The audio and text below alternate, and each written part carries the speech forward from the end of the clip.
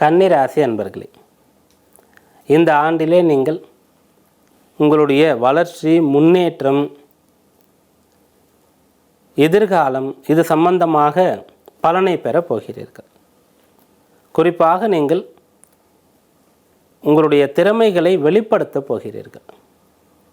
ஒரு சிலருக்கு கலை சம்பந்தமான ஆர்வம் இருக்கும், ஒரு சிலருக்கு விளையாட்டு சம்பந்தமான துறையிலே ஈடுபாடு இருக்கும். அதே போல் ஒரு சிலருக்கு கைத்தொழில் ஏதாவது கற்றுக்கொண்டு அதை வெளிப்படுத்தி பிரபலமடையக்கூடிய, பொருள் சம்பாதிக்கக்கூடிய யோகம் கிடைக்கும். உத்தியோகம் புருஷ லட்சணம் என்று கூறுவார்கள். இந்த ஆண்டு இது உங்களுக்கு கட்டாயம் இருக்கிறது. நீங்கள் எந்த துறையில் இருந்தாலும், எந்த உத்தியோகம் பார்த்து கொண்டு இருந்தாலும் அதிலே உங்களுக்கு உயர்வு உண்டு.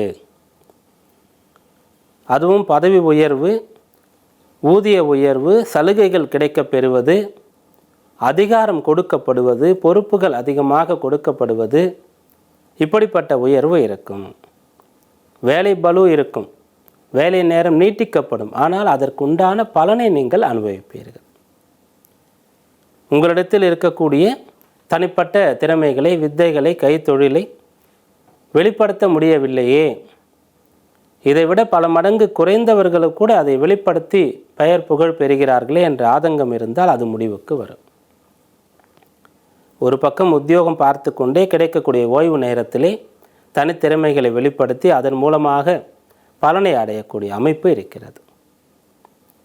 மேலும் சொத்துக்கள் சேரக்கூடிய ஆண்டாக இந்த ஆண்டு இருக்கிறது.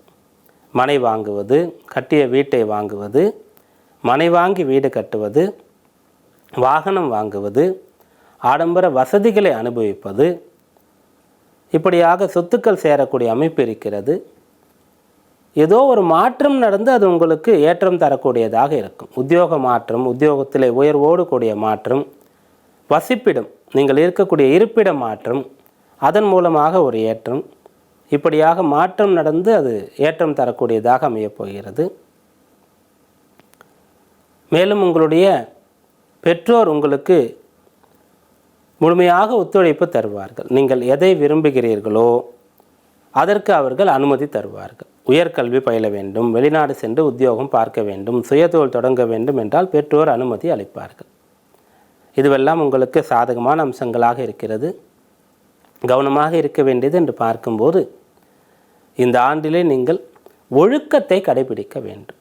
காலையிலே தாமதமாக எழுவது, நீராடாமல் இருப்பது, கூழானாலும் குளித்து குடி என்றார்களே அதை செய்யாமல் விடுவது,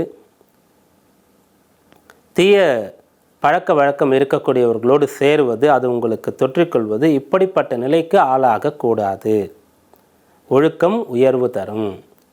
ஒழுக்கமே வாழ்க்கையிலே ஆரோக்கியம் தரும், நல்ல பெயரை தரும்.